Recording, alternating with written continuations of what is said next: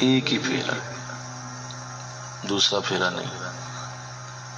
جسے پتا ہو کہ اگر فرض کریں کہ اسے کسی شخص کو لاہور بھیجا گیا ہے اور کہا گیا ہے بھائی قیامت تک کے لیے اب تو دوبارہ لاہور نہیں آئے گا، یہ بات طے شدہ ہے، نوٹ کر لو، اس پہ تمہاری لیے مور لگ گئی ہے، تمہارے پاس یہ صبح سے شام تک کا وقت ہے، صبح سے شام تک کا ٹائم ہے، پھر لو جتنا پھرنا تم نے۔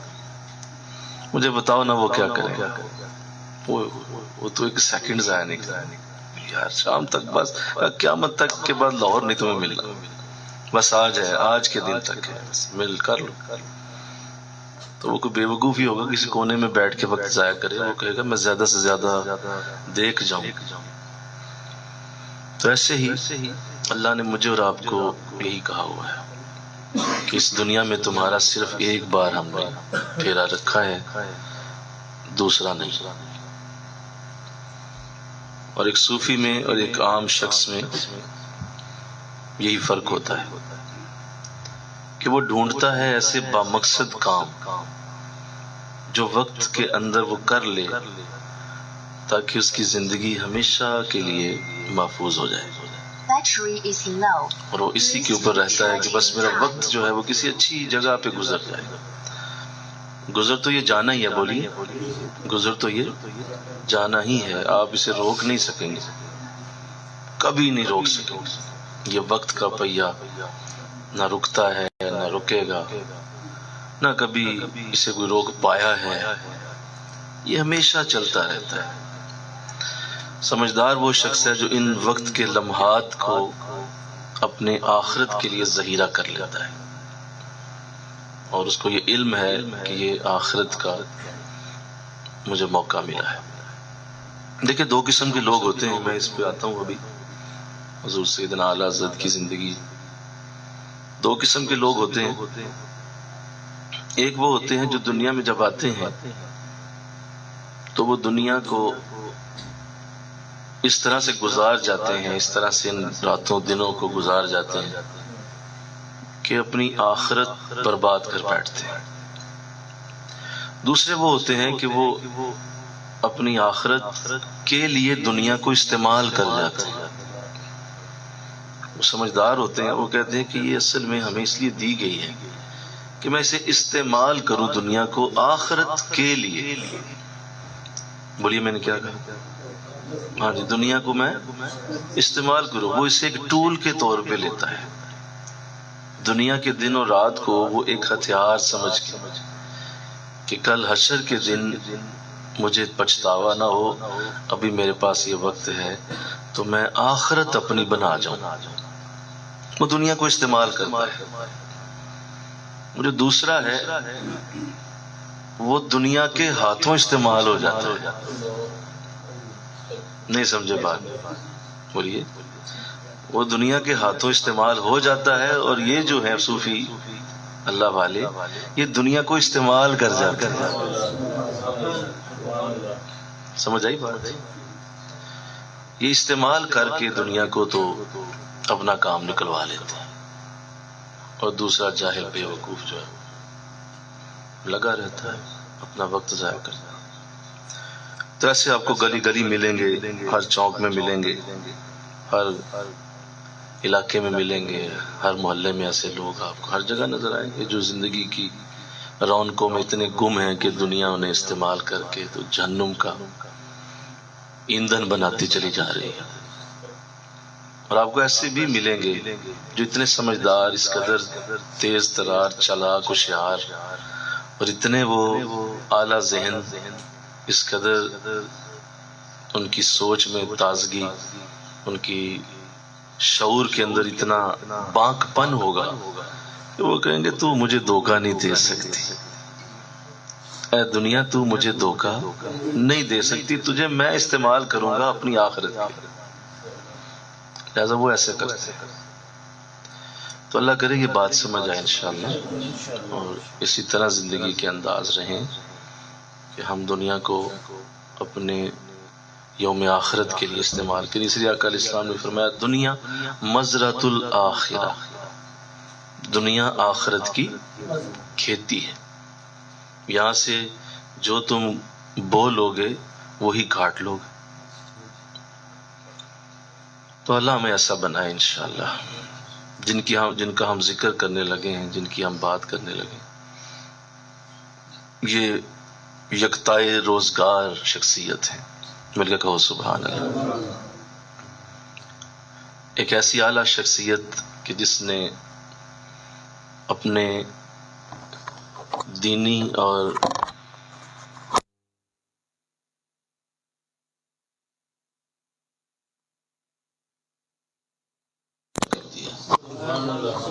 کس نے دیا؟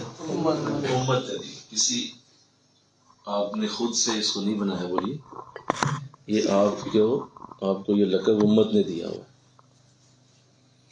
جس طرح حضرت علامہ اقبال کو حکیم الامت کہا جاتا ہے، ایسے ہی اعلیٰ حضرت رحمۃ اللہ علیہ آپ کا جو یہ لقب ہے وہ بھی امت کی طرف سے ملا ہے.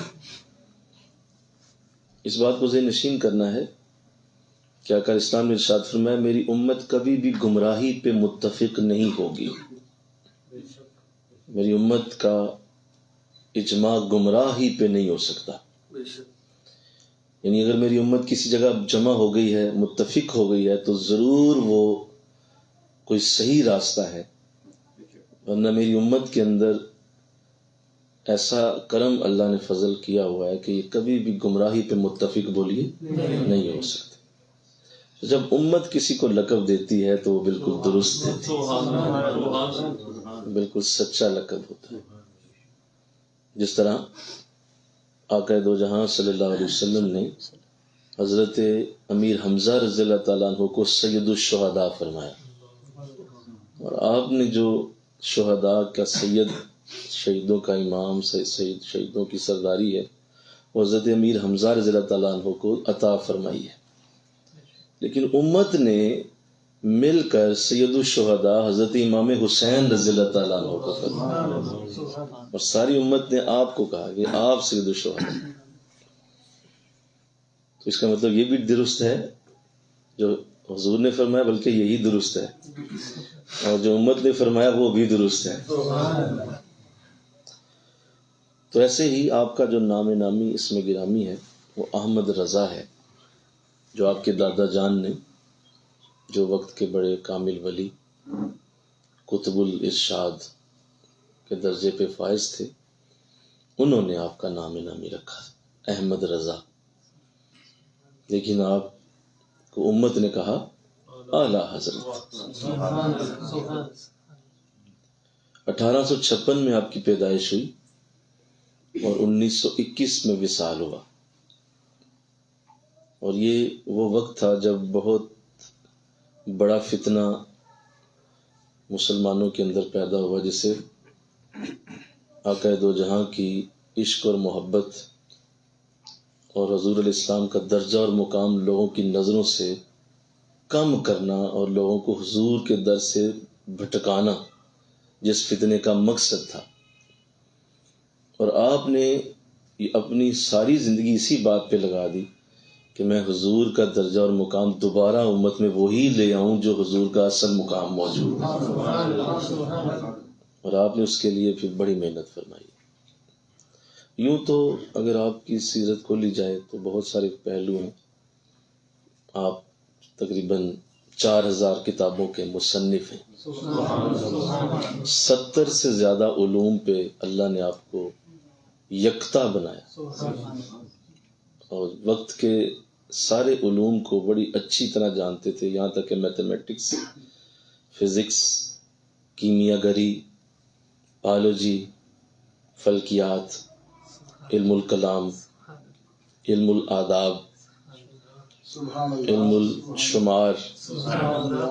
اور اس قدر گہرائی تھی کہ یہ نہیں تھا کہ آپ کسی کو جب بیٹھتے تو کہتے کہ بھائی جتنا مجھے آتا ہے اتنا بتاؤں گا. نہیں، یہ نہ کہتے، فرماتے جتنا تم پوچھتے ہو اتنا بتاؤں گا. کہو نا سبحان اللہ. جس طرح کا کوئی سائل آتا اسی طرح اسے اس کا حل دے دیتے آپ. میں ایک عجیب بات آپ کے بارے میں علم میں آئی، وہ یہ کہ آپ جب کسی بھی مسئلے پہ کلام فرماتے تو جو اس کے ماہرین ہوتے اور اس مسئلے فرض کرتے ہیں کوئی میتھ کا ایشو ہے، کوئی علم الکلام کی بات ہے، کوئی تفسیر قرآن کی کوئی آیت کریمہ کی بات ہے، یہاں تک کہ حضور علیہ السلام کی حدیثوں کا جو معاملہ ہے وہ ہے، تو یوں تو آپ ہر علم کے یکتا ہیں، لیکن جب آپ کسی بھی علم پہ کلام کرتے تو جو اس کے ماہرین ہوتے وہ کہتے جی ہماری نظر میں جو آپ نے گفتگو کی ہے ہم باقی علوم نہیں جانتے، اتنا جانتے ہیں کہ اس علم میں اعلیٰ حضرت سے اوپر کوئی بھی نہیں۔ ہاں مل کے یعنی وہ لگتا کہ اگر آپ فزکس پہ بات کر رہے ہیں تو فزکس والے کہتے ہیں آپ تو فزکس کے ہی ماہر ہیں، بس باقی ہم نہیں جانتے۔ اگر آپ تفسیر کی گفتگو شروع کرتے تو مفسرین آ کے ہاتھ چوم لیتے کہ حضور آپ تو لگتا ہے صرف ساری زندگی تفسیر ہی کرتے رہے ہیں، قرآن کی اور کوئی کام نہیں آپ نے۔ یعنی پرفیکشن تھی، بولیے کیا تھا؟ ہاں، وہ اگا دوڑ پیچھا چوڑ نہیں تھا، یعنی کچھ پڑھ لیا کچھ چھوڑ دیا، نیم حکیم خطرہ جان، نیم ملا خطرہ ایمان، یہ نہیں تھا۔ مطلب ایک ہی شخص کا اتنے علوم میں یکتا ہونا یہ آپ پہ ختم تھا، اور اللہ نے بڑی عزت سے نوازا۔ اور اس دور میں جب ہندوؤں کے ساتھ رہنا، اور آپ نے بریلی شریف میں جو وقت گزارا ہے یہ سارا ہندوؤں کا علاقہ تھا، اور وہاں آپ نے جو اپنی زندگی کے دن گزارے ہیں ہندوؤں کے درمیان، غیر مسلمین کے درمیان، اور اس میں جو آپ نے حضور کی محبت کا جھنڈا لہرایا ہے وہ ایک ایسی خدمت ہے جو آپ کے بعد کوئی نہ کر سکا۔ اور آج اگر بلکہ ایک بڑا سال پہلے مجھے یاد آتا ہے، سال پہلے کی بات ہوگی، ڈاکٹر عبد القدیر صاحب کا ایک خوبصورت کلام پڑھنے کا موقع ملا تھا۔ انہوں نے آپ کی ریفرنس سے بات کی تھی، انہوں نے کہا تھا یوں تو میں ایک سائنسدان ہوں اور مجھے اللہ نے اٹامک ریسرچ کا موقع دیا ہوا ہے، لیکن میں اگر کسی عالم کو پڑھ کے تو تسلی پاتا ہوں تو وہ صرف احمد رضا خان صاحب، اگر جب بھی میں انہیں پڑھتا ہوں نا تو مجھے تسلی ہو جاتی ہے کہ یہ بندہ ہر بات کو سائنسی انداز میں سمجھا سکتا ہے۔ اگر میری نظر میں وہ کہا کرتے تھے میری نظر میں اگر کوئی عالم دین ہمارے دور میں ہے تو وہ اعلیٰ حضرت ہی ہو سکتے ہیں۔ تو چونکہ آج وہ انداز اس طرح سے نہ رہا اور بہت کم لوگ رہ گئے جو ریسرچ کے عادی ہیں، ریسرچ کرنا اور مسائل کی تحقیق کر کے اس کو سمجھنا پھر اس کو آگے بیان کرنا، یہ آج کے دور میں بہت کم رہ گیا۔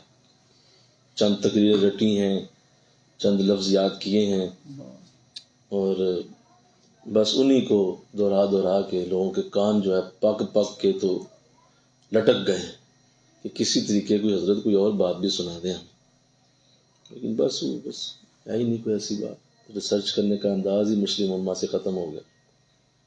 آپ دیکھیں پورے ملک میں ہر سکول میں سائنس پڑھائی جاتی ہے، لیکن کسی جگہ سائنسدان کا وجود دکھائیں کہ کوئی سائنسدان بھی ہو۔ سائنس اتنی پڑھائی جاتی ہے، سائنسدان ہے کوئی پیدا ہی کوئی نہیں آپ کر رہے۔ اس کی وجہ یہ ہے کہ ہم نے بس ایک لگا بندہ سا اور ایسا انداز بنایا ہوا ہے کہ بس تھوڑا سا پڑھا اور چھوڑ دیا۔ اعلیٰ حضرت ایسے نہ تھے۔ اللہ تو یوں تو بہت ہی بڑا آپ کا انداز رہا، لیکن جو سب سے بڑا ٹول آپ نے استعمال کیا وہ آپ کی اپنی نعتیہ شاعری ہے، اور آپ کو جو عروج اللہ نے دیا ہے، باقی جو آپ کے شعبہ ہائے زندگی ہیں وہ آتے رہیں گے لوگوں کے سامنے، اللہ کھولتا رہے گا آپ کو انشاءاللہ۔ جس طرح کا آپ کا انداز ہے یہ وقت لگتا ہے، ابھی 1921 میں تو وصال ہوا ہے، تو ہو سکتا ہے کچھ سال 200 سال 300 سال اور لگیں تو اعلیٰ حضرت کی زندگی کے وہ گوشے دنیا کے سامنے آئیں جو ابھی چھپے ہوئے ہیں۔ تو جو زیادہ آپ کی جس زندگی کا شعبہ لوگوں کے سامنے آیا، جس نے آ کے آپ کی اصل پہچان کو لوگوں کے سامنے رکھ دیا، وہ آپ کا نعتیہ کلام ہے، ہدایق کے بخشش۔ آپ نے خود اس کا نام رکھا ہدایق کے بخشش۔ حدیقہ کہتے ہیں باغ کو، حدائق کہتے ہیں بہت زیادہ باغ، جمع گارڈنز۔ یعنی اس میں سے ہر نعت کو آپ فرما رہے ہیں یہ بخشش کا ایک باغ ہے، یہ بخشش کا ایک باغ ہے، تم اسے پڑھ لو بخشے جاؤ گے اللہ۔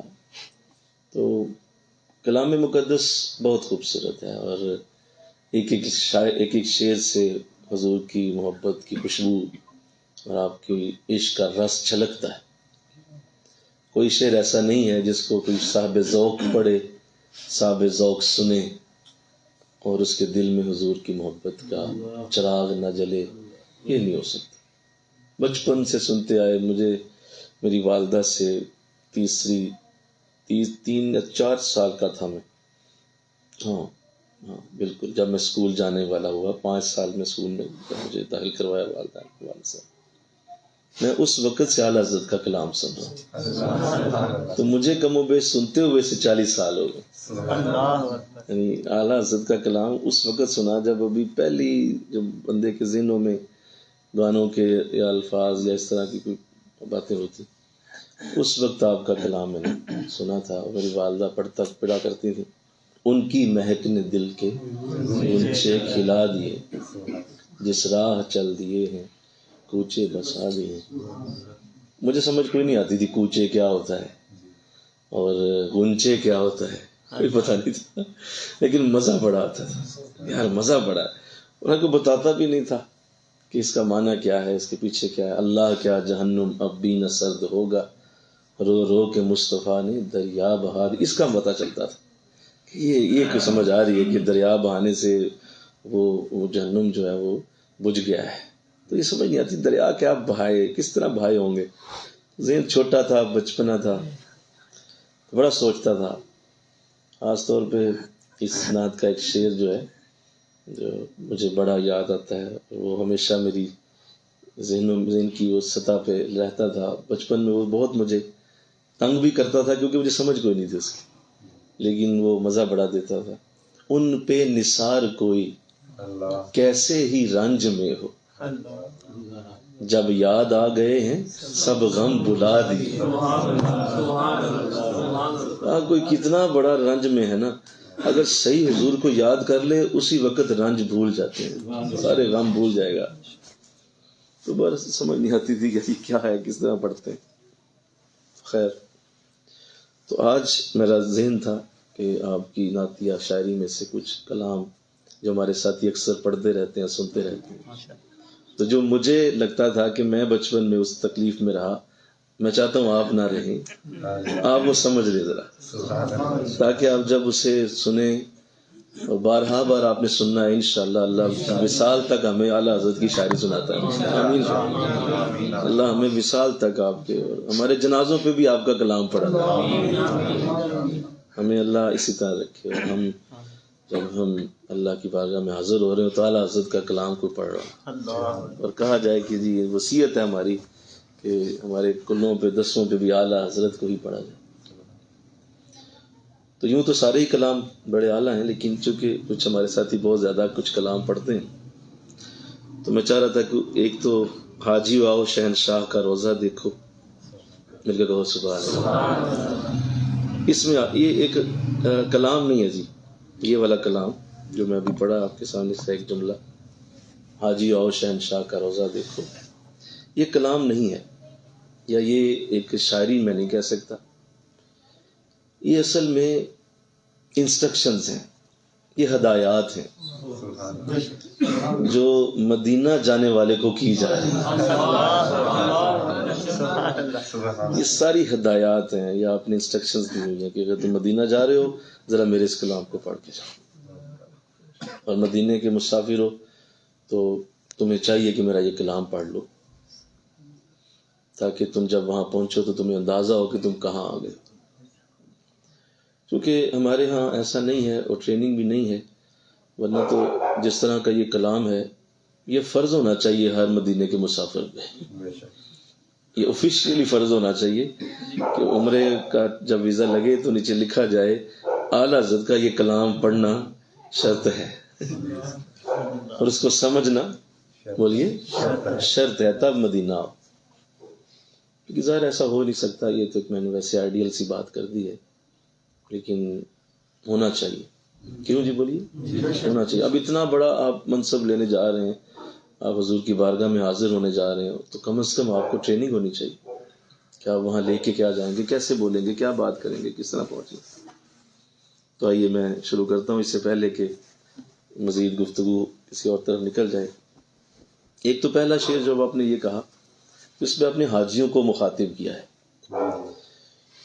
کیونکہ حاجی جو ہیں ان کے لیے آقا دو جہاں کی حدیث موجود ہے, باقیوں کے لیے بھی ہے بولیے, لیکن حاجیوں کے لیے خاص حدیث ہے, باقاعدہ علیحدہ سے فرمان رسول موجود ہے. اور آقا اسلام نے فرمایا جس نے حج کیا اور حج کے مناسک ادا کر لیے, مکہ میں اس نے 4 دن 5 دن جو حج کے دن ہوتے ہیں اس نے کر لیے پورے, اب وہ مدینہ مجھے ملنے نہ آیا. یعنی حج کر لیا اور بولیے مجھے ملنے نہیں آیا مدینہ میں, تو اس نے مجھ پر ظلم کیا. اب یہ حاجیوں کے لیے, ٹھیک ہے. تو اب یہ بھی ذہن نشین کریں کہ تو حاجی وہ ہیں جو حج کرتے ہیں باقاعدہ 9 ذوالحج والا, ٹھیک ہے. اگر آپ عمرہ کرنے جاتے ہیں تو عجیب بات یہ ہے کہ عرب آپ کو تب بھی حاجی کہتے ہیں, بولیے وہاں پہ حاجی کہتے ہیں. عمرہ حالانکہ سارا سال وہاں لوگ عمرہ کرنے جاتے ہیں, یہ حج تو 5 دن ہوتا ہے, باقی تو سارا سال بولیے عمرہ ہوتا ہے, لیکن وہ عمرے والوں کو بھی حاجی کہتے ہیں. حاجی حاجی یلا حاجی, تو بھائی میں تو عمرہ کرنے آیا, کہتے نہیں یہاں جو آتا ہے وہ حاجی ہوتا ہے. تو چلو ہم پھر اس والے سے اگر لیں تو حضور نے ہر آنے والے کو کہا, حاجیوں کو تو کہا ہی کہا, جو وہاں مکہ پہنچا حضور نے سب سے یہ بات کر دی کہ اگر آپ اس کانٹیکس میں لے لیں کہ سارا سال وہاں لوگوں کو حاجی ہی کہا جاتا ہے, تو پھر حضور نے سب سے ہی کہہ دیا کہ اگر کوئی مکہ آیا ہے اور وہ مجھے ملنے نہیں آیا, اللہ لفظ حدیث کے مجھے ملنے نہیں آیا, کیا بات ہے. اس کا تو وہاں کوئی ہے بیٹھا ہوا, بولیے وہاں پہ کوئی ہے نا, کوئی موجود ہے تو جس کو ملنا نہ جائے.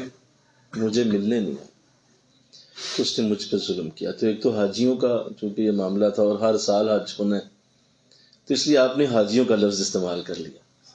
اور یہ میں اس پہ 1000 بار آپ کی اس عقل کو سلام کروں, آپ کے اس فہم کو سلام کروں.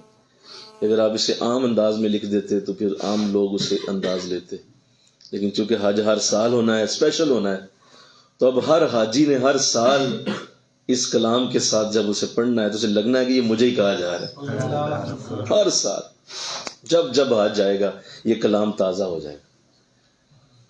کیا کہا, کیا مکہ سے حج ہو گیا, آئیے حاجیو آؤ شہنشاہ کا روزہ دیکھو. لفظ کیا استعمال کیا, بڑے لوگوں کو اس پہ تکلیف ہوتی ہے, وہ کہتے ہیں شہنشاہ تو صرف اللہ ہی کا نام, شاہوں کا شاہ, بادشاہوں کا بادشاہ, بادشاہوں کا بادشاہ تو اللہ ہے, تو یہ آپ نے حضور کو کہہ دیا. تو یہ یاد رکھیے یہ اصل میں استعارے ہوتے ہیں. انہیں کیا کہا جاتا ہے, یہ استعارے ہوتے ہیں. یہ تھوڑی دیر لفظ ادھار لیا جاتا ہے, یہ کوئی اوریجنل یا اس طرح کے انداز نہیں ہوتے, یہ ایک محبت کے انداز ہوتے ہیں, پیار ہوتا ہے.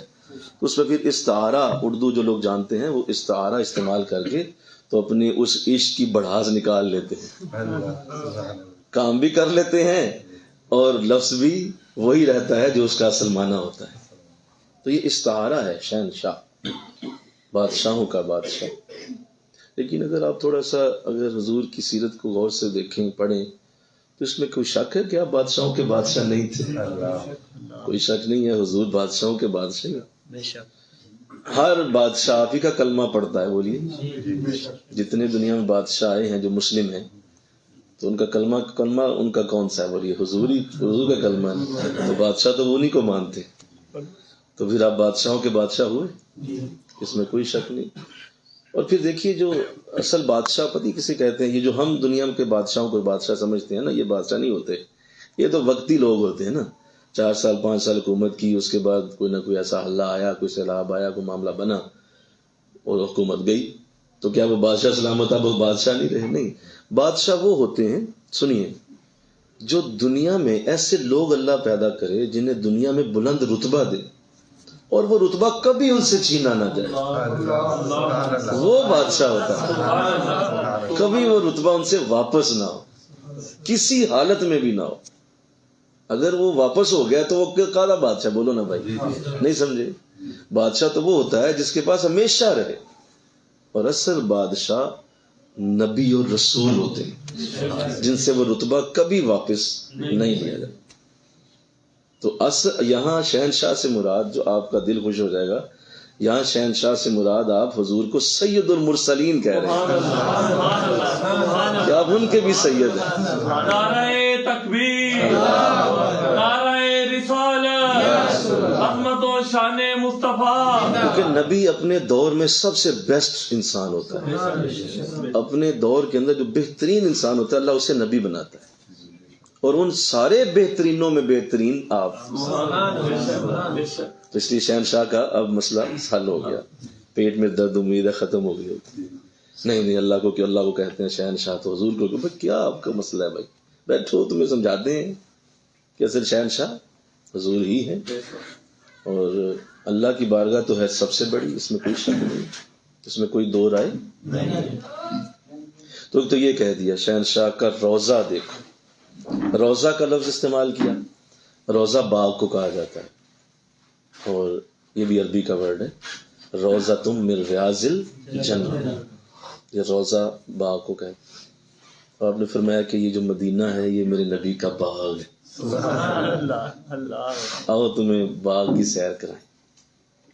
کعبہ تو دیکھ چکے, کعبے کا بھی کعبہ دیکھ.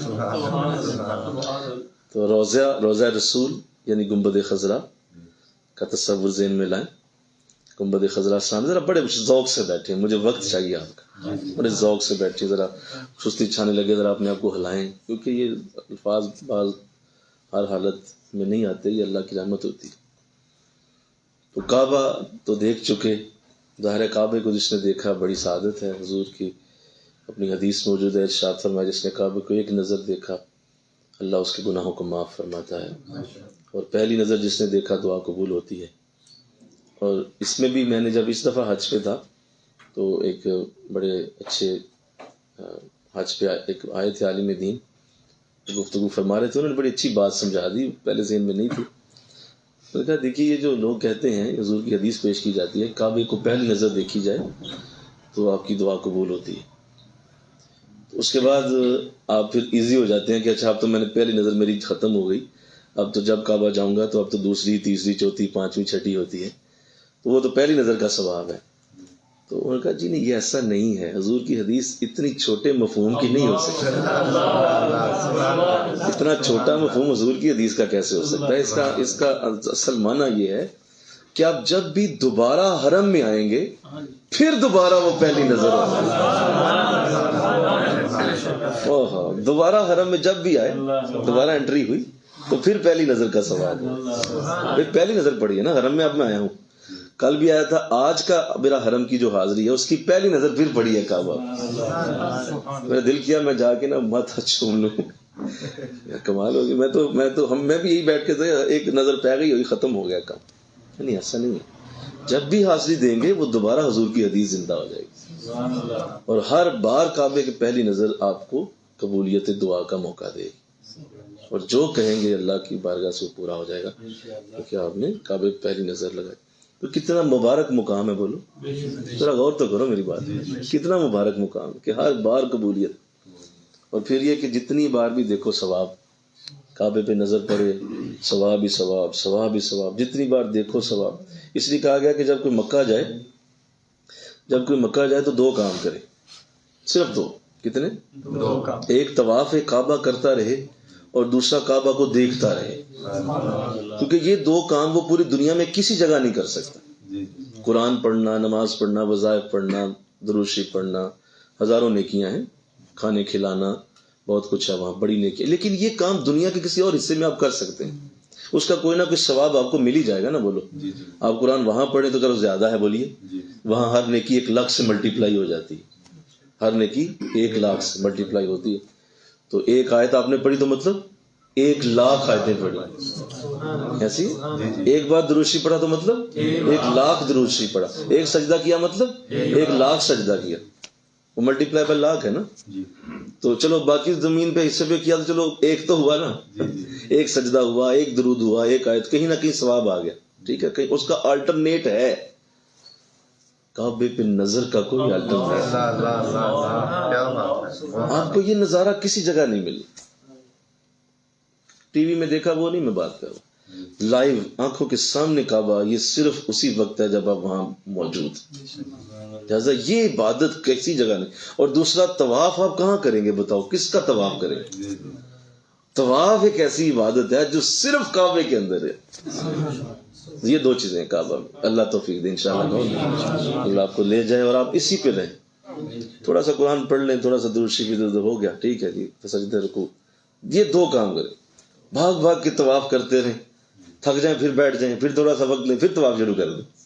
یہ نہیں ملنا دوبارہ. اور اس طرح وہاں بیٹھ کے گھنٹوں کعبہ کو دیکھیں.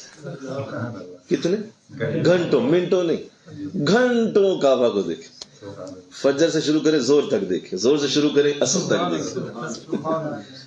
اس کا بھی تو مزہ لیں انشاءاللہ کہیں نا. تو اس کی عزت ہے, برکت ہے, بہت بڑی ہے. تو آپ نے کیا راز سے پردہ اٹھایا. آپ نے فرمایا یہ تو نے کعبے کی جو عزت لی ہے بڑی بات ہے, ذرا آؤ نا ادھر. کعبے کا کعبہ دیکھ, تم جسے دیکھنا چاہتے ہو وہ کعبہ ہے. کعبہ جسے دیکھنا چاہتا ہے وہ گنبد خضرا.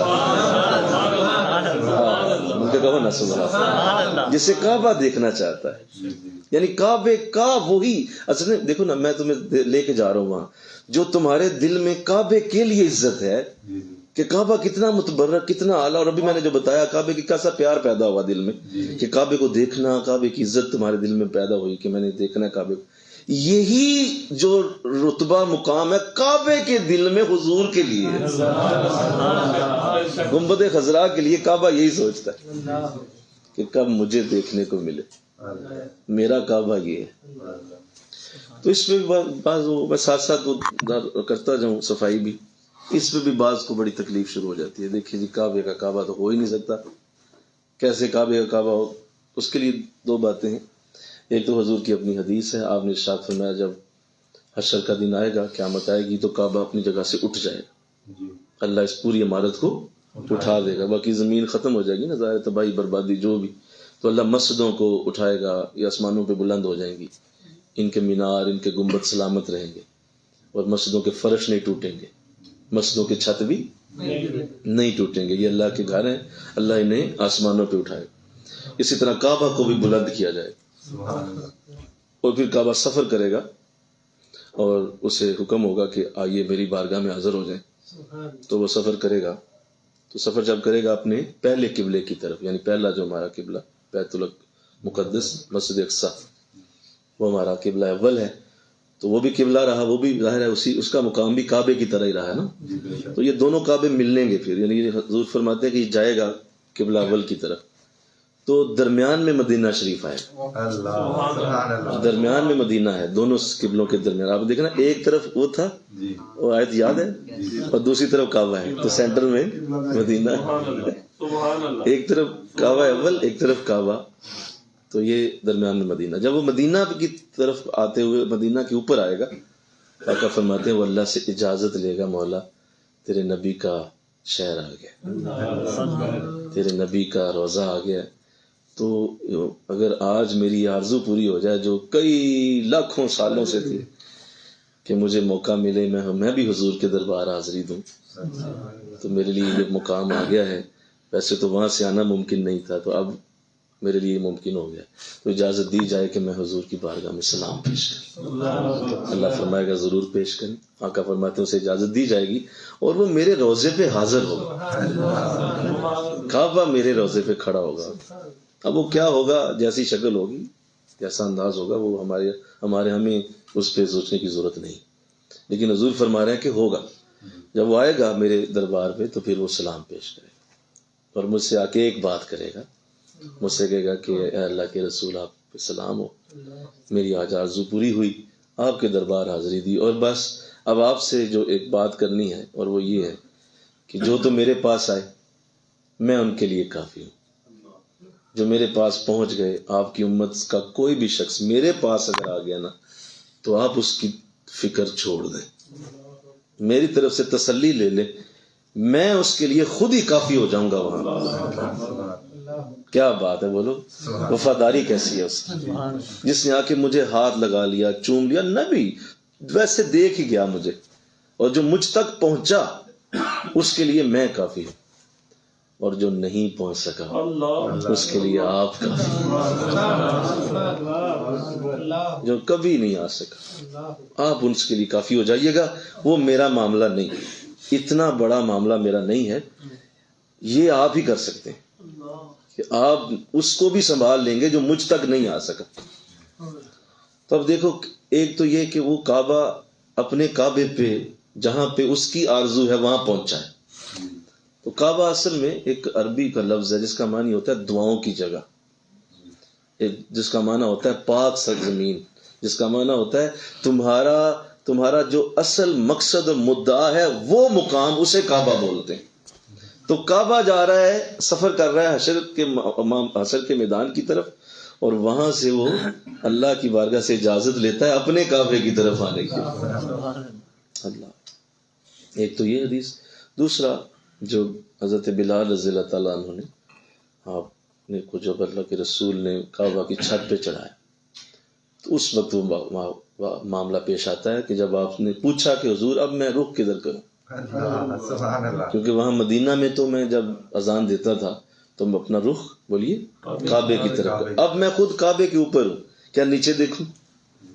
کیونکہ نیچے دیکھوں کہ نیچے کعبہ ہے نا، تو میری سمت کدھر ہوگی؟ مطلب ایسے اللہ اکبر کہنا ہے تو کدھر منہ کروں؟ دائیں بائیں کو کعبہ سامنے ہے نہیں، اب میں نیچے کعبہ اوپر کھڑا ہوں. تو حضور اسلام طواف فرما رہے تھے تو آپ نے ارشاد فرمایا بلال تم میری طرف رخ کر کے اذان دو، تمہارا رخ میری طرف ہو، جدھر جدھر میں پھروں تم بھی پھرتے جاؤ. تو حضرت بلال اذان دیتے رہے اور ساتھ ساتھ اپنا رخ حضور کی طرف پھیرتے گئے. تو اب اس سے استدلال کیا گیا کہ آپ کعبے کے اوپر ہیں، اور کعبے کے اوپر چڑھ کے ایک شخص جدھر منہ کر رہا ہے وہ کعبے کا کعبہ ہی ہے تو ادھر منہ کر رہا ہے. اس لیے جو ہے والا حضرت نے کعبے کا کعبہ فرمایا، اور اس میں آپ نے محبت اور پیار کے دریا بہا دیے، اس لفظ کے عشق اور محبت کا اخیر کر دیا کہ اس سے آگے کیا لفظ بولے جائیں. اللہ. تو اب یہ ایک تو یہ سمجھایا کہ تم جہاں آ رہے ہو نا دیکھ لینا وہ کعبے کا کعبہ ہے. اچھا، اب ایک بات کر کے میں اگلے شعر پہ آتا ہوں کہ اگر وہاں 1,00,000 سے ضرب ہوتی ہے تو جو کعبے کا کعبہ ہے وہاں کس سے ضرب ہوتی ہے؟ نہیں سمجھے نہیں آپ. وہاں اگر 1,00,000 سے ضرب ہوتی ہے تو کعبے کے کعبے پہ آپ خود سب اندازہ کر لیں آپ کہ اس کا ضرب کا معاملہ کیا ہوگا. اور مدینہ میں جو نیکی کی جائے گی اس کو کیسے آپ کاؤنٹ کریں گے؟ چلو وہاں تو کوئی کاؤنٹر رکھ دیا گیا، بولو کوئی تو کیلکولیٹر ہوگا نا جو ضرب لاگ کر کے کہیں نہ کہیں تو آئے گی، اس کا آنسر نکل سکتا ہے. ادھر جواب ہی کوئی نہیں آئے گا. بھائی ضرب دے کے کہیں نہ کہیں تو جواب آئے گا، بولو ضرب لاکھ، تو اس کا ذرا نکالیے، سوال ہی پیدا نہیں. اس لیے آقا اسلام نے فرمایا جس نے میری مسجد میں آ کے ایک نماز پڑھی اسے 50,000 نمازوں کا ثواب ہے. اب وہ 50,000 نمازیں کعبے والی نمازیں ہیں جی، جیسی کعبے میں اس نے پڑھی ہیں ویسی 50,000 یہاں پہ ہے.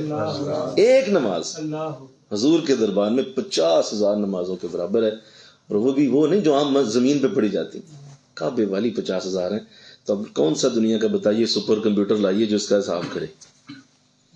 تو یہ مدینے کے ظاہر کو بتایا جا رہا ہے کہ تم جہاں جا رہے ہو نا، اوہو یہ مدینہ ہے، مل کے کرو سبحان اللہ، یہ مدینہ ہے. لفظ کہیں یہی نہ ختم ہو جائیں. تو آگے آئیے، یہاں آگے آپ بڑا اچھا شعر فرما رہے ہیں. رکن شامی سے مٹی وحشت شام غربت، سنا ہے جی آپ نے؟ رکن شامی سے مٹی وحشت شام غربت، اب مدینہ کو چلو صبح دل آرا دیکھو. آپ فرما رہے ہیں کہ تم جب کعبہ میں تھے اس کا پہلا شعر مکے کا ہے، دوسرا شعر مدینے کا ہے. ہر شعر میں ایسا ہی ہے، پہلا شعر تمہیں مکہ لے جائے گا، دوسرا فوراً اٹھا کے مدینہ لے آئے گا. آپ نے ہر شعر میں دونوں کو پیش کیا. تو فرمایا کہ رکن شامی، یہ حضرت یہ اصل میں کعبہ شریف کا کونا ہے جو ملک شام کی طرف، حجر اسود سے جو دوسرا کونا آتا ہے رائٹ سائڈ پہ، اگر آپ چلیں تو حجر اسود سے کراس کر کے جو پہلا کونا آئے گا وہ رکن شامی. تو وہ ملک شام کی طرف اس کا رخ ہے. چاروں کونوں کو مختلف نام دیے گئے، ان میں سے ایک رکن شامی. تو اس کے بارے میں حضور کی حدیث موجود ہے. حضور فرماتے ہیں کہ جو رکن شامی پہ آیا اور اس نے آ کے وہاں دعا مانگی تو اس کا پہلا اثر یہ آئے گا کہ اللہ اس کی زندگی سے ہمیشہ کے لیے غربت ختم کر دے گا. غریب رہنا ممکن نہیں اس کے لیے جو رکن شامی پہ آ کے دعا مانگے، اس کی غربت دور ہو جائے گی. تو آپ نے وہی حدیث اپنے شعر کے اندر ڈال دی. کیا بات! اس کا مطلب آپ کے شعر مرقع ہیں قرآن اور حدیث کا، مجموعہ ہے. ان دا سینس اس کو آپ نے حدیث کے اندر جو لفظ تھے اس کو شعر میں ڈالا کہ شامی جو کونا ہے وہاں پہ جو دعا کر رہا ہے غربت تو مٹ گئی اس کی.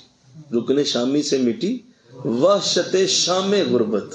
وہ جو شام غربت تمہاری شام میں ہوتی تھی، غربت میں وہ وحشت میں ہوتی تھی، وہ ساری مٹ چکی غربت تمہاری، ختم ہو گیا کام. اب وہ غربت کا ذہن چھوڑ دو، وہ تمہارے لیے ختم کر دی گئی ہے.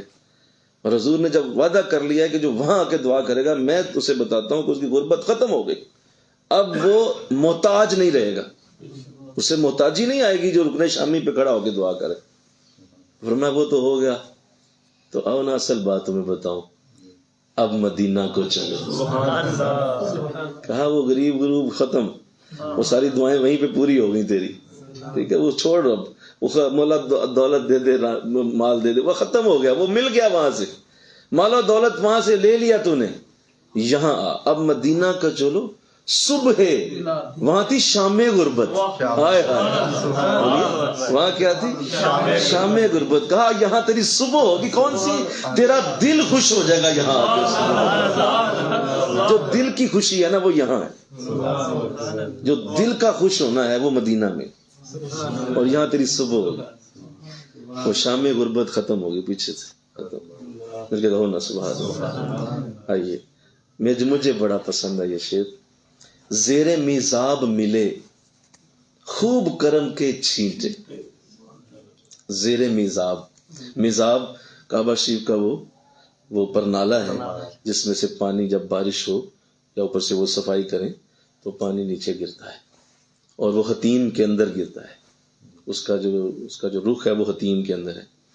تو زیر میزاب آپ فرما رہے ہیں کہ حاجیوں کو جب پتہ چلتا ہے کہ اب صفائی ہو رہی ہے یا بارش جب ہوتی ہے تو بڑی کوشش کی جاتی ہے لوگوں کی طرف سے کسی طرح کوئی چھینٹا جو کعبے سے اوپر آ سے نیچے آ رہا ہے وہ مجھ پہ پڑ جائے. اور اس کے لیے لوگ بڑی کوشش کرتے ہیں. اور خطیم ویسے وہ بند رکھتے ہیں ان دنوں میں، لیکن وہ کوشش کرتے ہیں کہ کعبے کے اوپر سے جو پانی گر رہا ہے کوئی ایک قطرہ بھی مجھ پہ آ گرے تو حاجی بڑا اس پہ خوش ہوتا ہے. اور اس کی بڑی فضیلت ہے بولیے کہ جو میزاب کے قطرے جس کے اوپر گر جائیں وہ ظاہر کعبے کا پانی ہے. تو آپ فرما رہے ہیں کہ اس کے لیے کتنی محنت کی تم نے اور کرم کے چھینٹے تم نے لیے اپنے اوپر. اور تم نے حاجی نے اپنا احرام گیلا کر لیا، اپنا جسم گیلا کیا کہ مجھ پہ کرم کے چھینٹے پڑ رہے ہیں. اگر بارش ہوئی ہے تو کہا اچھا چلو آؤ تمہیں یہاں بتاتا ہوں. ابر رحمت کا یہاں زور برسنا دیکھا. کہاں وہاں تمہیں چھینٹے مل رہے تھے، چھوٹے چھوٹے ڈراپ تمہارے اوپر پڑتے تھے.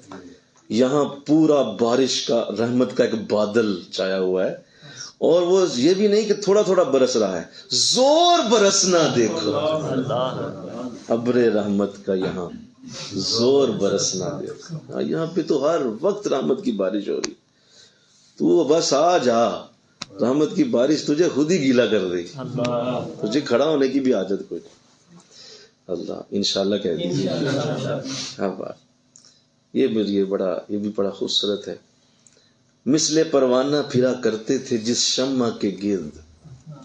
مثل پروانہ پھرا کرتے تھے جس شمع کے گرد. ابھی میں نے کہا کہ طواف بڑی عبادت ہے اور آپ طواف جب کرتے ہیں تو اصل میں آپ ایک پروانے کی طرح ہوتے ہیں اور درمیان میں شمع کعبہ ہوتا ہے. مثل پروانہ پھرا کرتے تھے جس شمع کے گرد. وہ جو شمع تھی تمہاری کعبہ، اللہ اپنی اس شمع کو پروانہ یہاں کا دیکھو. تمہاری جو شمع ہے نا وہ یہاں طواف کر رہی ہے. اللہ اپنی اس شمع کو پروانہ یہاں کا دیکھا. یہاں پہ تمہارا انداز یہ ہوگا کہ تم کعبے کو بھی یہاں طواف کرتے ہوئے دیکھو. اللہ اکبر. یہ مجھے بڑا پسند ہے. زینت کعبہ میں تھا لاکھ عروسوں کا بناؤ. بلکہ کہو سبحان. زینت کعبہ یار اس کی بڑی زینت ہے. یعنی وہ ایسا منظر ہے کہ آپ سارا دن اسے دیکھیں گے آپ کی آنکھیں یہی کہیں گی نہیں یار اجے نہیں دیکھا. یعنی اس کی ایسی زینت ہے وہ ہر لمحے تازہ ہو جاتا ہے. کعبہ ہر لمحے تازہ. آپ کسی صورت میں سے بور نہیں ہو. جس طرح قرآن کو دیکھ کے آپ بور نہیں ہوتے ایسے کعبہ شریف کو بھی دیکھ کے انسان کبھی بھی یہ نہیں سوچ سکتا کہ یار اتنا دیکھا نظریں رج گئی ہیں اور تھک گیا ہوں دیکھ کے. نہیں، آپ کی نظر ہر لمحے یہ کہے گی کہ ابھی یار اور مزہ آ رہا ہے، ابھی اور مزہ آ رہا ہے، ابھی اور مزہ آ رہا ہے. زینت کعبہ ایسی ہے. اور آپ اس کا ایک چھوٹی سی تمثیل بنا رہے ہیں. اور یہ آپ کا میں سمجھتا ہوں قلم ہے جو یہ لکھ سکتا تھا. میرا نہیں خیال کوئی اور شاعر یہاں تک پہنچتا. زینت کعبہ میں تھا لاکھ عروسوں کا بناؤ. 1,00,000 دلہنیں کٹھی بیٹھی ہونا تو جتنی وہ خوبصورت لگتی ہیں آپ فرماتے ہیں اتنی زینت کعبے کو ملی ہوئی ہے. بھئی ایک دلہن کتنی خوبصورت ہوتی ہے. آپ دیکھیں اس کی نظریں آئی کیچنگ ہوتی. آئی کیچنگ. آپ پوری مجلس میں سب لوگ اسی کو دیکھ رہے ہوتے ہیں. کیوں؟ اس کا بناؤ بڑا اچھا ہے. بناؤ سنگار اس کو بڑا اچھا سیٹ کیا گیا ہوتا ہے. اس کی نوک پلک سنواری گئی ہوتی ہے. اس کو بڑا محنت کر کے اس کو سیٹنگ کی وہ اتنی اچھی کی ہوتی ہے کہ ہر بندہ اسی کی طرف دیکھتا کہ نہیں. بولو ذرا اسی کی طرف دھیان ہے. یہ دلہن کہاں بیٹھی. تو آپ فرماتے ہیں لاکھ عروسوں کا بناؤ. یعنی ایک نہیں 1,00,000 دلہنیں اکٹھی کریں تو ان کا حسن اکٹھا کرو تو زینت کعبہ کی ایک مثال دے رہا ہوں میں کہ اس طرح کی اس کی زینت ہے. تو آپ فرما رہے ہیں کہ ان کی اس کعبہ کے اندر تو 1,00,000 عروسوں کا بناؤ ہے. اللہ جلوہ فرما یہاں کونین کا دولہا دیکھا. دلہنیں 1,00,000 وہاں بیٹھی ہیں دولہا اتنے بیٹھے دولہا. اب دولہا کے بغیر دلہن تو نہ سکتا. دلہنیں دیکھا ہے اور دولہا تو یہ جلوہ فرما یہاں کونین کا. ساری زمین و آسمان کا جو دولہا ہے وہ یہاں ہے. تو کعبہ کی زینت کیا کرے اگر دولہا ہی نہ ہو. دلہن جتنی مرضی تیار ہو جائے بولیے نا جتنی مرضی خوبصورت ہو جائے اگر اسے کوئی دیکھنے والا ہی نہیں ہے یا اس کا کوئی پیا ہی نہیں ہے تو حضور کعبے کے ساتھ اور آپ کا جو روزہ ہے اس کا انداز آپ فرما رہے ہیں دلہا جیسا ہے. اللہ مل کے کہو سبحان اللہ. آئیے اب یہ سنیے. کر چکی رفعت کعبہ پہ نظر پروازیں. آپ فرما رہے ہیں کہ تمہاری نظر نے کعبہ کی رفعت کو بہت دیکھا ہے. کر چکی رفعت کعبہ پہ نظر پروازیں. تمہاری نظر بار بار پرواز کرتی تھی دیکھتی تھی کتنا اونچا کعبہ. اچھا آپ جب اس کے قریب جاتے ہیں تو جو لوگ گئے ہوئے ہیں وہ اس بات کو سمجھیں گے کہ جب آپ کعبہ کے قریب پہنچ جاتے ہیں بالکل آپ کی یہ 1 فٹ پہ ہوتا ہے تو آپ ایسے اوپر دیکھیں گے نا آپ کو فوراً ایک خیال آئے گا. وہ یہ ایسا لگے گا آپ کو کہ یہ جیسے عرش کے ساتھ جڑا ہوا ہے. یعنی وہ اتنا اونچا لگتا ہے کہ اس کی آپ اس کے ذہن میں لاتے ہیں نا جبکہ یار اس کی بلندی ایسے لگ رہا ہے جیسے عرش سے جڑا ہوا ہے اوپر جا کے. اتنی اونچی عمارت آپ نے زندگی میں کبھی نہیں دیکھی ہوگی. دور سے تو ایسا لگتا ہے جیسے یہ اتنا ہی ہے جی بس. لیکن جب آپ قریب سے دیکھتے ہیں نا تو اس وقت حالت یہی ہوتی ہے. کر چکی رفعت کعبہ پہ نظر پروازیں کہ کعبہ کی بلندی کی تم نے پروازیں دیکھی ہیں. اللہ اب دیکھیے ٹوپی اب تھام کے. اپنی ٹوپی کو ذرا پکڑ لو. اب ذرا اپنی ٹوپی پکڑ لو ذرا. وہاں تم نے کعبے کو اونچا کر کے دیکھا ٹوپی کی تمہاری ٹوپی نہیں گری ہوگی. ٹوپی اب تھام کے خاک درے والا دیکھا. کہا یہاں کی جو خاک ہے نا اس کو حالانکہ نیچے کی طرف دیکھنا پڑتا لیکن یہ خاک اتنی اونچی ہے کہ تمہیں اپنی ٹوپی پکڑنی پڑ جائے گی. اللہ کہو نا سبحان. کیسا ذوق ہے یار. کہاں سے لائیں گے ایسا ذوق.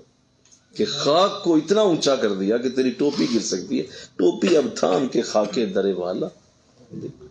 میری کہو سبحان اللہ. دیکھیے یہ مجھے بڑا آئیڈیل شعر یہ بھی. بے نیازی سے وہاں کانپتی پائی طاعت.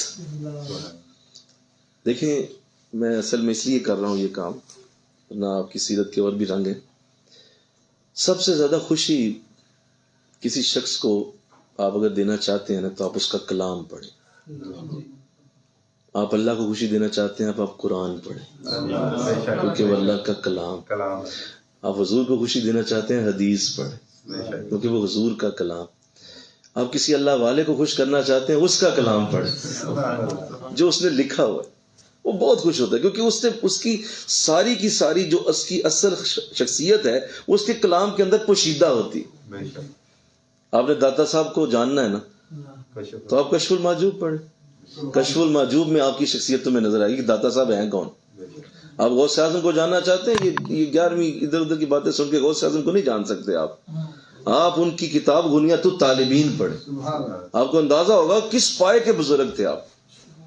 تو میں اس لیے آپ کا کلام پڑھ رہا ہوں. مجھے کہو نا بریلی شریف میں اللہ کرے خبر ہو رہی ہو آپ کی قبر میں انشاءاللہ تو ہو جائے.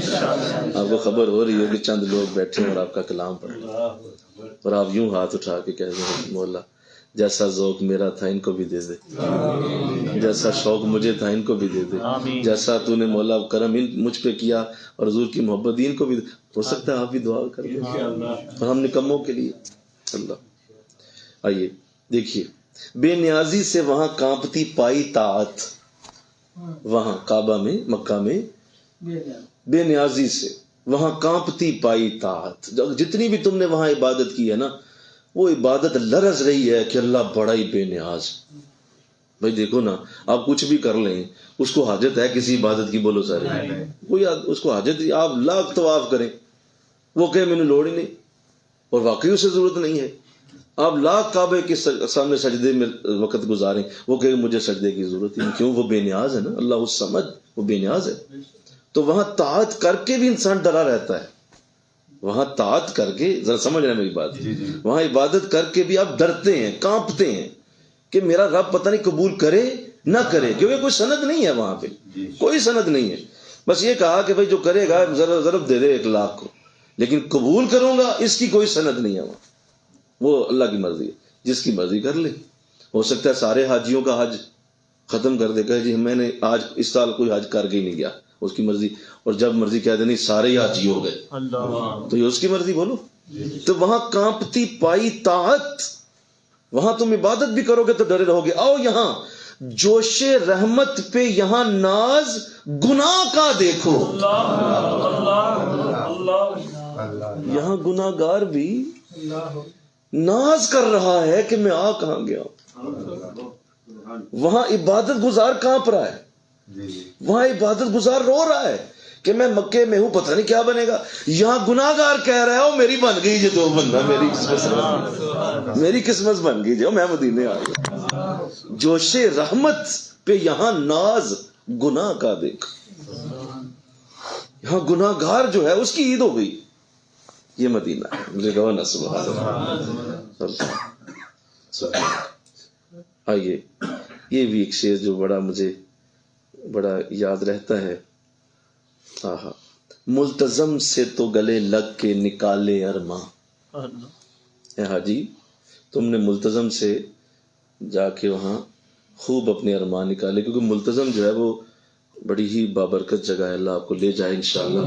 حجر اسود سے کعبہ شریف کے دروازہ کے درمیان کی جگہ. کعبہ شریف کے دروازہ اور حجر اسود کے درمیان کی جگہ وہ ملتزم کہا جائے. تو وہ ملتزم کی جگہ وہاں آقا دو جہاں اکثر اپنا سینہ مبارک لگایا کرتے تھے. سینہ آپ وہاں لگاتے تھے اس جگہ پہ.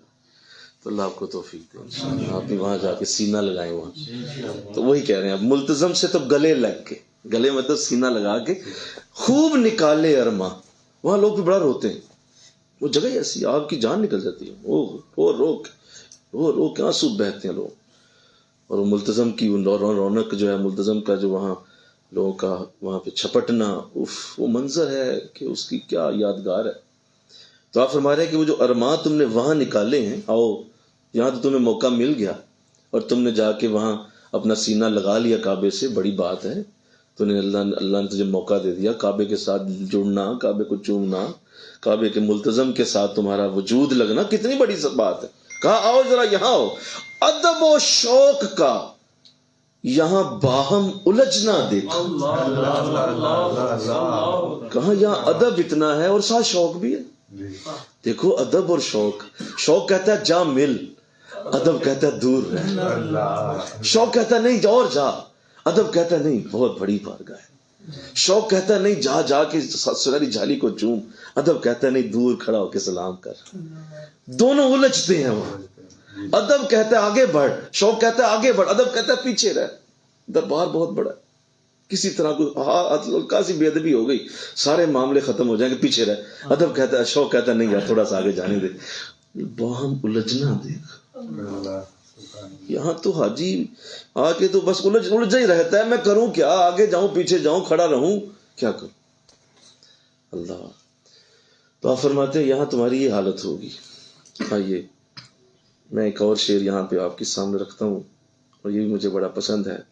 اللہ جمعہ مکہ تھا عید اہل عبادت کے لیے، مکے کا جمعہ اہل عبادت کے لیے عید ہے نا، چاہے مکہ میں جمعہ پڑا تو 1,00,000 جمعے کے برابر بھی تو ہوا نا۔ تو مکہ کا جمعہ مکہ تھا عید اہل عبادت کے لیے، اہل عبادت کے لیے۔ سنیے میں بار بار آپ کو توجہ دلاتا ہوں کیونکہ ہر لفظ کے پیچھے حقیقت ہے۔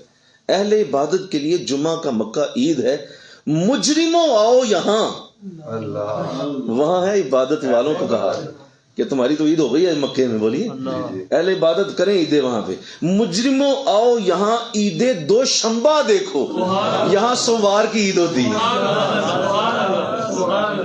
یہاں حضور سوموار کو پیدا ہوئے تو دوشنبہ کا دن سوموار ہوتا ہے، منڈے۔ تو آپ فرماتے ہیں کیونکہ حضور 2 دن روزے رکھتے تھے، ایک سوموار کا دن اور ایک جمعرات۔ تو آپ فرماتے ہیں مجھے اس لیے ان دونوں دنوں میں میں روزہ رکھتا ہوں کہ ایک تو جمعہ سے پہلے عید کا دن اور جمعہ کی رات مجھے بڑی پسند ہے، اور دوسرا سوموار میری ولادت کا دن ہے، تو یہاں اصل عید تو سوموار کے دن ہوتی ہے۔ تو آپ یہ فرما رہے ہیں۔ آخر میں جو آپ نے یہاں ایک شعر اور میں چاہتا ہوں جو بڑا اعلیٰ مجھے یاد ہے، مجھے اس کی بڑی کہ گئی نا، سبحان اللہ۔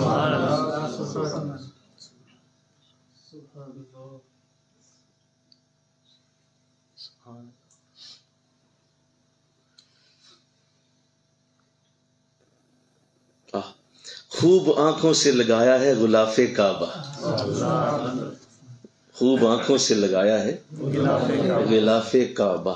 ظاہر ہے آپ نے حج کیا حاجی صاحب، تو کعبہ کے غلاف کا تو حشر کر دیتے ہیں حاجی، بولو اوہو، اس لیے وہ کیا کرتے ہیں، اونچا کر دیتے ہیں اسے، وہ کعبے غلاف کو لپیٹ کر اونچا کر دیتے ہیں۔ آج کل نیچے ہے لیکن حج کے دنوں میں اونچا کر دیتے، کیونکہ کینچیاں لے کے پہنچ جاتے ہیں اور چھریاں لے کے آ جاتے ہیں اور کاٹ کے غلاف کا حشر کر دیتے ہیں۔ لہٰذا وہ انہوں نے بھی صحیح علاج نکالا ہے، اس کو لپیٹ کے اوپر کر دیتے، ہاتھ بھی نہیں جاتا، کافی اونچا کر دیتے۔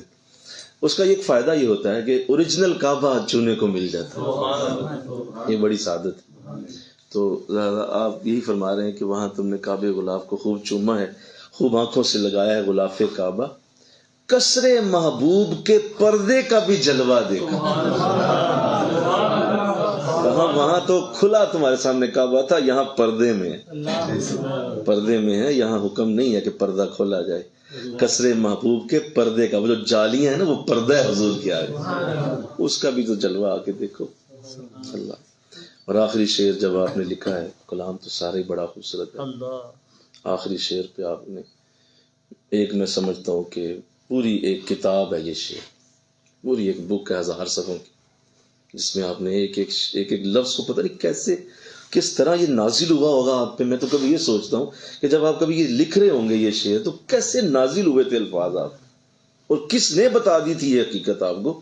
غور سے سن تو رضا، کعبے سے آتی ہے صدا۔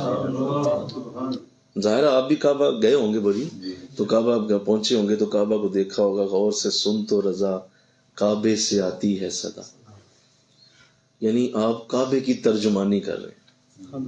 اللہ نے آپ کو کعبے کا ترجمان بنایا، کعبے نے میسج دیا آپ کو کہ یہ میسج آپ میرا لے جائیں یہاں سے.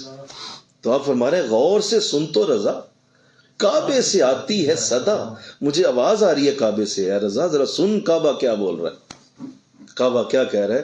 اور آپ نے یہ لکھ کے قیامت تک کے حاجیوں کی اصلاح کر دی کہ اگر تم نے اصل کرم اور فضل لینا ہے مدینہ سے تو کعبے کی بات سن لو. کعبہ کیا کہہ رہا ہے، کیا میری آنکھوں سے میرے پیارے کا روزہ دیکھ. کہا اگر تم روزے کو دیکھنا چاہتے ہو اپنی آنکھیں استعمال نہ کرو، ایسے تمہاری آنکھیں گندی، تمہاری آنکھیں گناہ گار، تمہاری آنکھوں نے پتہ نہیں کیا کیا گند بلا دیکھا ہو، تو ایسا نہ کرو. آؤ میں تمہیں بتاتا ہوں ان کا ادب اصل کیا ہے. ان کا ادب یہ ہے اپنی آنکھیں استعمال نہ کرو. کہو مولا جو کعبے کی نظریں ہیں نا، جس طرح کعبہ گنبد خضرا کو دیکھتا ہے ویسا ذوق مجھے دے دے. اور اس کے اندر جو اصل بات ہے وہ کعبہ اصل میں مثل خدا ہے، کہ جس طرح اللہ نبی کی بارگاہ کو دیکھتا ہے ویسا مجھے رخ عطا فرما. جو اللہ کی بارگاہ میں آپ کی عزت ہے ویسی عزت مجھے کرنے کی توفیق دے. یا چلو اب میں آسان کر دوں، اگر تم مدینہ کو دیکھنا چاہتے ہو، روضہ رسول کو دیکھنا چاہتے ہو، تو قرآن میں حضور کی شانوں کو دیکھ لو، اس طرح دیکھو جس طرح قرآن میں حضور کی شانیں لکھی، تو یہ ہوگا کہ جیسے کعبہ دیکھ رہا ہے، جیسے اللہ دیکھ رہا ہے، جیسے اللہ کی بارگاہ حضور کی بارگاہ کی طرف نظر کر دی ہے ویسا انداز لاؤ. تو یہ آپ نے مسئلہ حل کر دیا. آپ نے فرمایا یار باقی چیزیں چھوڑو نا، تم قرآن سے شانیں پڑھ جاؤ ساری اور پھر مدینے جاؤ، تاکہ قرآن سے جب تم پڑھ لو گے تو اس کے بعد تمہارے لیے کوئی اور معاملہ نہیں رہے گا.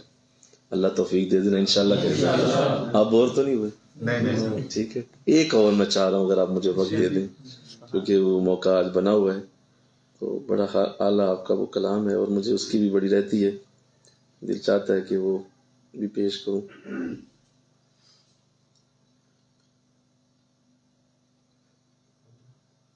عرش حق ہے مسند، وہ ذرا نکالیے گا.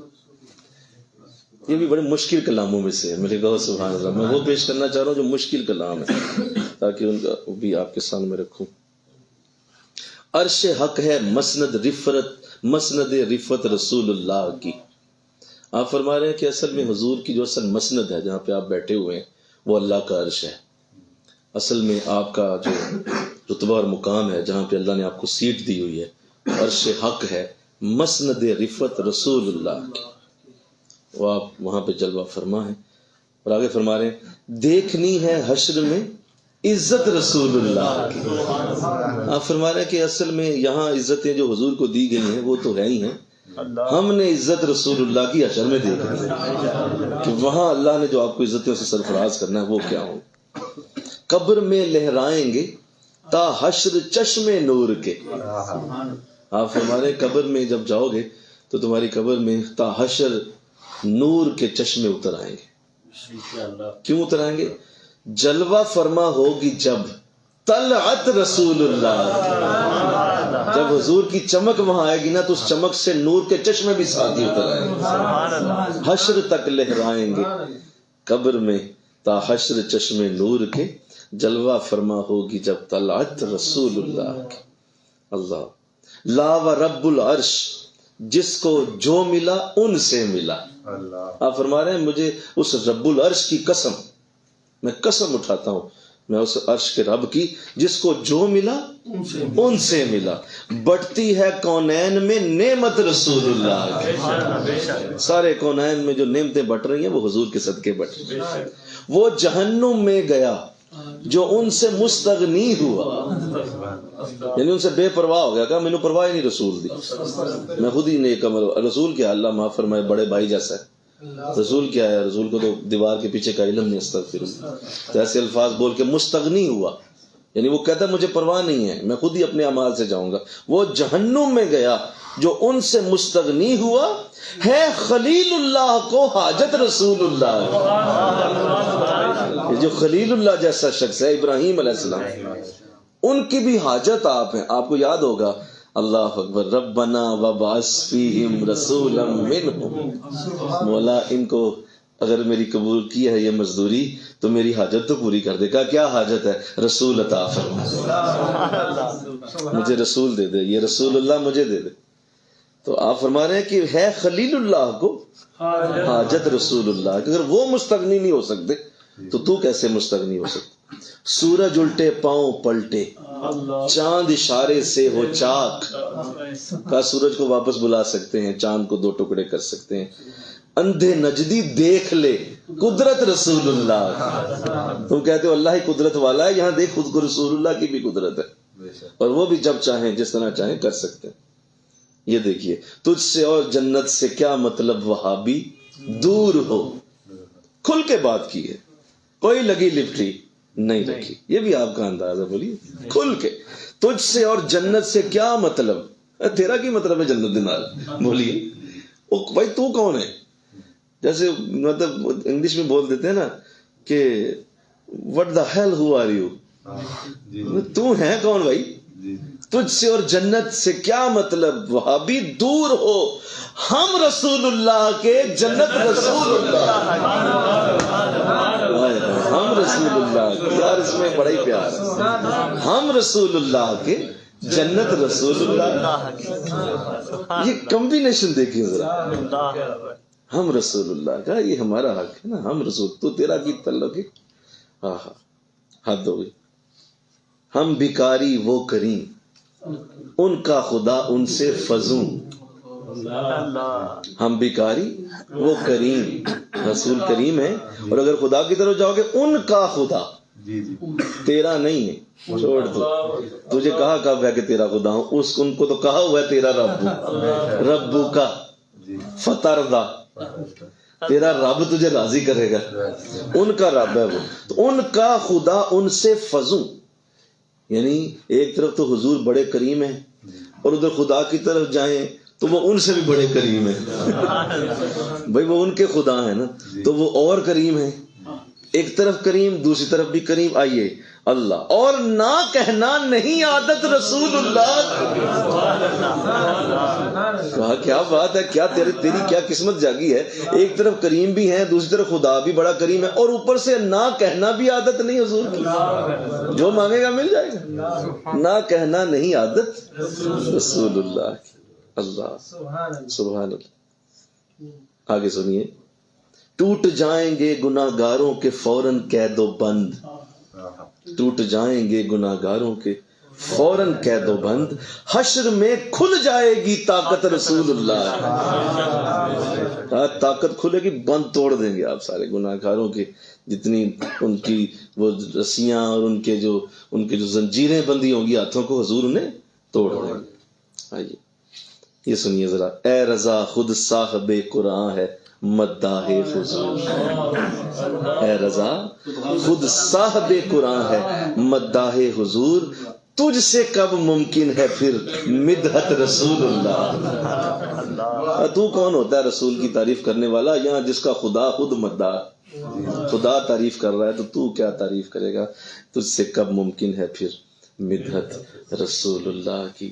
اللہ مجھے آپ کو آپ کی سچی محبت عطا فرمائے, آپ کے ان کلاموں کا نور آپ کی قبر میں اتارے, اور اس کی برکت سے ہمیں بھی عشق رسول کی دعا نصیب ہو. کھڑے ہو کے دو شعر صلاۃ السلام کے پڑھیے, پھر دعا کی جاتی ہے. بند کرو, بند کرو. مصطفیٰ